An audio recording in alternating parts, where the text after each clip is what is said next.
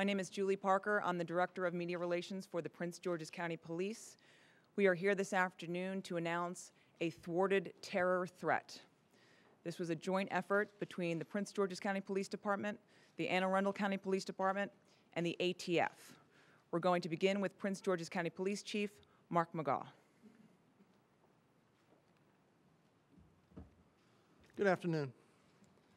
First, I'd like to thank Chief Tier for being here from Anne Arundel County and his staff, and the staff from ATF, and for their help in this, on this case. What I want to do is lay out a broad umbrella of what happened over the last 36 hours. And I'm going to bring up different majors, different commanders to kind of piece it together for you. But initially on Wednesday, the 25th, this agency received a call, and patrol officers responded out to 9140 East Hampton Park Boulevard to Pitney Bow is the business, federal contractor. It was relayed to patrol officers at that time that an individual who's in the process of being fired was involved in two separate conversations with his supervisor. Both of those times, on both those telephone conversations, he made significant threats to coming back and harming people at the business. In fact, he said, I'm a joker, and I'm going to load my guns and blow everyone up. That initiated a 36-hour investigation that culminated early this morning. Yesterday afternoon, a district court judge issued a court order for this individual for a mental evaluation and a search warrant for his address. In light of what happened a week ago in Aurora, Colorado, it's important to know, the community to know, that we take all threats seriously. And if you're going to make a threat, we will take action. What I'd like to do now is bring up Major Stawinski to kind of walk through the progression of the last 36 hours, and we'll go from there. Major. Good afternoon. The chief has already explained the means by which this call initially came to our attention. When the urgency of that matter was communicated up the chain of command, it went to Captain Raphael Grant and Major George Nader of our District 3. They did initial very good work with their investigative component to begin this investigation. They subsequently reached out to my bureau, the Bureau of Forensic Science and Intelligence, and Captain Mark Alexander and our team then joined their efforts. We assessed the situation and the seriousness of it, and we immediately concluded that it went beyond the borders of Prince George's County, and perhaps it became a federal issue because of the nature of the business that was threatened.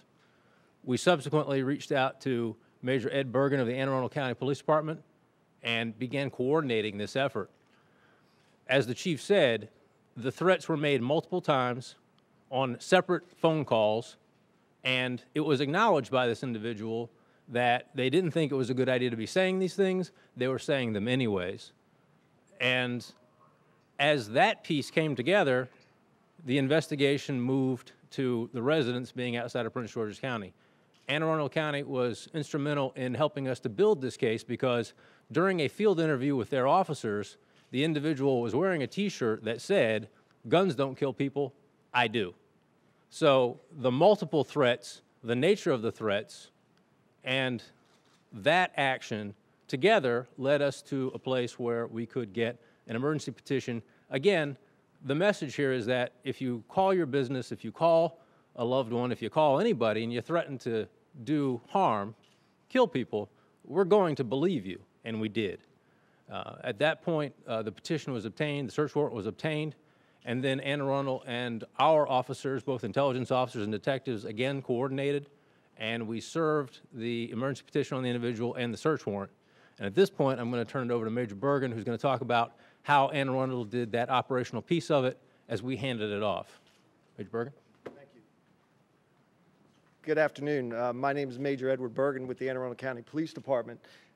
Yesterday when the colonel called us and we collaborated on an operation plan for this individual, it was very complex. It involved a lot of planning, and our quick response team was gathered, which would be our SWAT team, along with our conflict negotiation team. We began the planning in the early evening hours, and we executed the search warrant and entry into the residence in the 1600 block of Park Ridge Circle in Crofton, Maryland at approximately 3:20 in the morning. It went down without incident. The individual surrendered to us. We took him based on the petition for medical treatment to the Anne Arundel County Medical Center, and as last notice, he was there pending his treatment today. It was without interest. Like I say, it was without incident. Once we entered the residence, however, we did discover a large cache of weapons and ammunition. At that point, ATF was on the scene with us, along with members of the Prince George's County Police Department, and we turned that investigation also over to ATF. And I'd like to bring them in right now so they can discuss what was taken out of the residence. Thank you.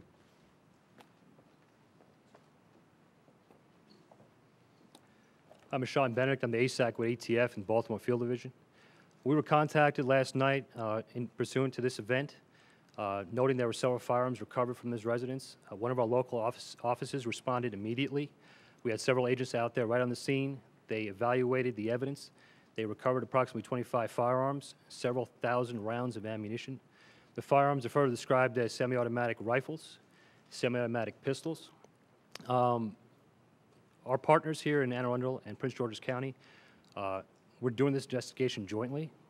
Violent crime suppression is our primary focus as ATF, and when we were called, we immediately responded and worked with our partners. We're reviewing the evidence right now. We're looking at all possible charges, whether they're state or federal, and that information is slowly coming to us. So right now, the investigation is ongoing, and as we get more information, we'll pass that along. At this point, Colonel? I just want to take a moment to thank my peer, Lieutenant Colonel Hector Velez of Bureau Patrol. Without Patrol and my Bureau working together, and then Anne Arundel County and the ATF, we couldn't have accomplished this. It literally was a multi-jurisdictional effort, and it was pulled together over the course of 24 hours, and I believe to a very successful resolution. In addition to what the ASAC from ATF has said, there are additional charges under review at our state's attorney's office, and with that, I'm going to turn it over to Chief McGaw to sum up. Good afternoon. Chief Taylor at the Anne Arundel County Police Department.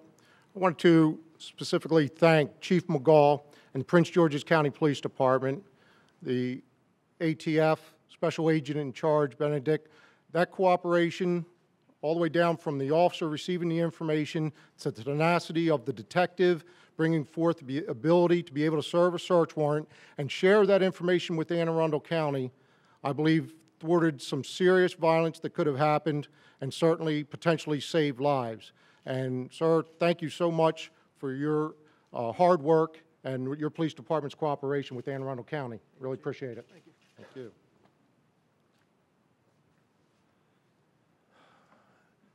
The one issue is we can't measure what was prevented here.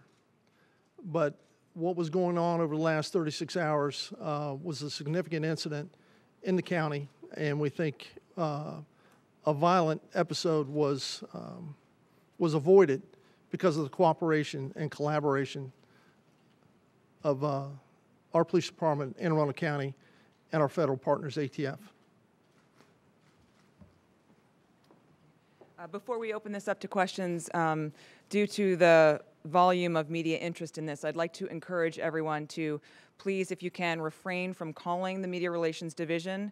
The fastest way we can get you the information as this story unfolds is to put it out in our usual manner through social media and through email. So please check out the police department's Twitter account for your fastest source of information, which is PGPD News. With this, we'll open up the floor to questions. Chief, what can you tell me about this man? First of all, who is he? You've done this whole press conference and you haven't named him. Who is he? What does he do? How long did he work there? Where's he from? Does he have a record? A lot of that information we're putting together now. He did work for that facility for several years. Some information we can't give out right now in reference to his specific identity because there's charges pending. Right now, the only thing that he's being held on is that emergency commitment from the judge. So that's what led up to Julie's remarks here. We wanted to get this out. We've got pictures of the weapons that were recovered from the house, but we wanted to get it out and let you know that what we believe was a significant threat has been averted. And as time goes on, later today, tomorrow, we'll be able to give you incremental information. Chief, to what extent do you believe the suspect was inspired or motivated by what happened in Aurora? And also, Pitney Bowes says that he was a subcontractor's employee and had not been on any Pitney Bowes property for the last 4 months. Can you confirm that? Well, I can't confirm what Pitney Bowes told you. Our understanding is he was an employee with Pitney Bowes. We didn't get into subcontractor, actual employee for the TA. But what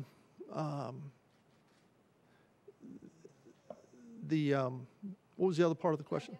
The other question was whether you believe he was motivated by what happened in Aurora. Right. Well, what he said specifically on the phone and what was related to us, I'm a joker.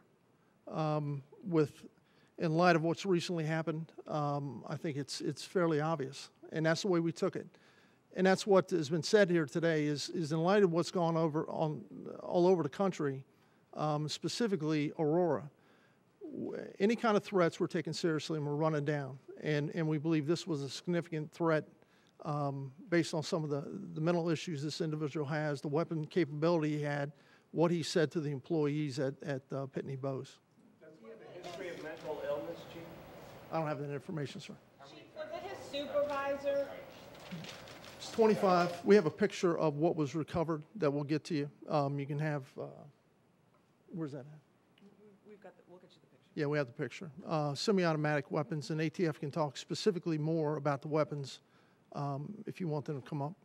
Did he have a concealed weapons permit or any permit for weapons? Not that we know of, no. Was it his supervisor that actually called you and let you know what he said, or who was it Yes. that? It was the supervisor, the original patrol officer spoke to that supervisor about the conversation that he had with this individual. Was he actually about to be fired, or what was his That's status? my understanding, yes. It was in the process. When you raided the home, was he the only one there? So, Yes, he was. He was the only one in the residence, and actually, we made contact by telephone. We don't want to go in all the tactics that we utilized, but we did have to do a partial evacuation of the apartment complex because the safety of the community came first, along with the officers that were executing this search warrant and this petition, but he was the only one inside the residence. Yes, ma'am. Are you under the impression that these weapons were something that he had all along, or had he stockpiled them for this mission that he was going on? That we're not sure of. I think we were surprised by the amount and the types of weapons inside that residence. Do you have any sense where he purchased those? No, we don't, not at this time. What has the individual conveyed to law enforcement authorities about the seriousness or danger of the threat once actually confronted by law enforcement? Did he attempt to walk back any of his statements, or did he remain committed to planning this attack?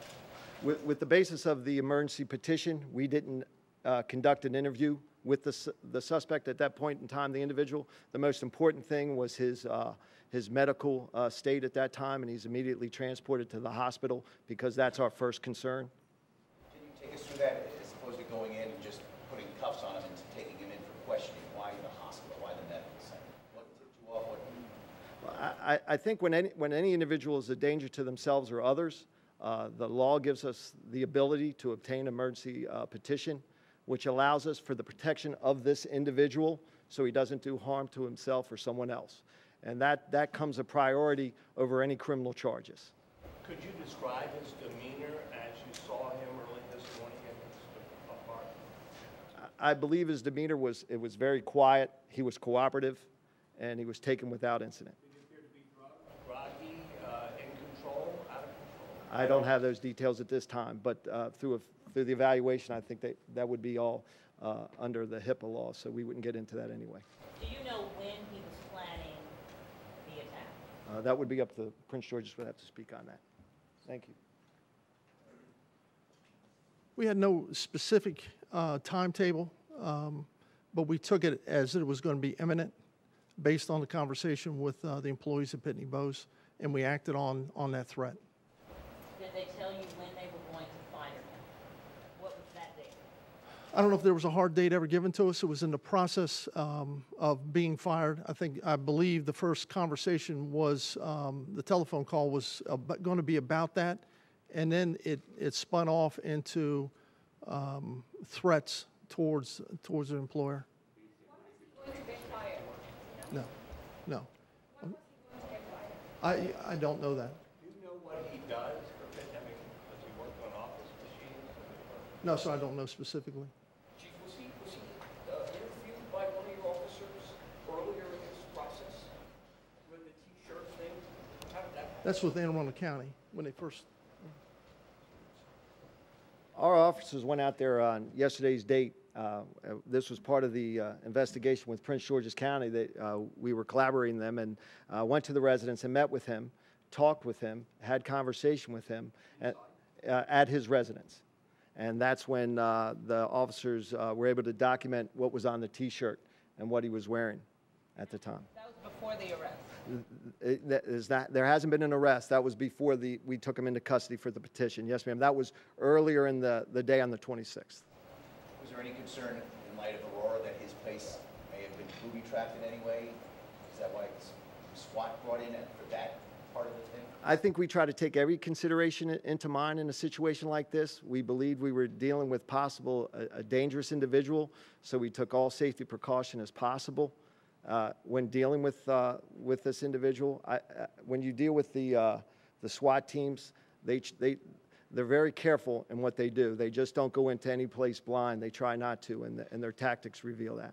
They were involved at 3:20 this morning, but yesterday your officers went in just on their own to talk. It was a contact, yes, just a regular field contact. That's correct. They felt the need, when they go to bring him to the hospital, they needed to hold. I think we ramped it up based on the intelligence, the behavior that was gathered from the interview, the T-shirt, collaborating with Prince George's County, the seriousness, when it all came together. Yes, I think it was determined that based on, it was our determination, Anne Arundel County, that we would utilize the quick response team. Besides the firearms, were there any sort of written materials found in the home that would indicate a hit list or anything that would be in furtherance of his plot? All that would be part of an investigation that we wouldn't reveal at this time, but the weapons were there, but there wasn't anything significant of that I can recall that was given that stands out. His name is out, like according to other sources. Is there any way you can confirm it? That would be up to Prince George's County Police Department. We're not in a position to confirm the name at this point. There's pending charges right now being reviewed as we speak with the State's Attorney's Office, possibly later sometime today. Last question? Just to, Have you had any previous run-ins with police? And how old is he? What I'll say in response to that, and it goes back to the question you asked, sir, it was an ongoing and collaborative investigation. No single action was the predicate for the emergency petition. It was the first series of phone calls, the second series of phone calls, the increasing tenor of the threat, the T-shirt, the demeanor, and the collaboration between our officers conducting an investigation. Those particular questions that you're asking, again, as the chief has said, as I have said, there are pending charges before the state's attorney being reviewed, and we're going to not reveal any further about that because it is an ongoing investigation. And frankly, we, Anne Arundel, and the ATF are still pursuing this because there are questions that we want to answer, and they're going to be answered over the next 24 hours, 72 hours. Did your officers who first went to speak to them, did they feel threatened in any way? Now, again, our officers received this from the victims. Anne Arundel's officers were on the scene collaborating with us, and they believe, it's my knowledge, that they felt the individual posed a threat. And again, the totality of those circumstances between the phone calls, between the field interview, all of those things are what led a judge to say, yes, this individual seems to pose a threat to himself or the public, and an emergency petition was granted. And Anne Arundel arrested him or Prince George? We're gonna wrap this up for the photographers. The photos of the guns that were seized are in the back of the room. As for any additional developments, please keep in mind that everything will come out first on Twitter. PGPD News is where you'll find the latest on this case. Eventually, we'll get it all emailed to you, but I suggest you head there first. Thank you very much. Appreciate it.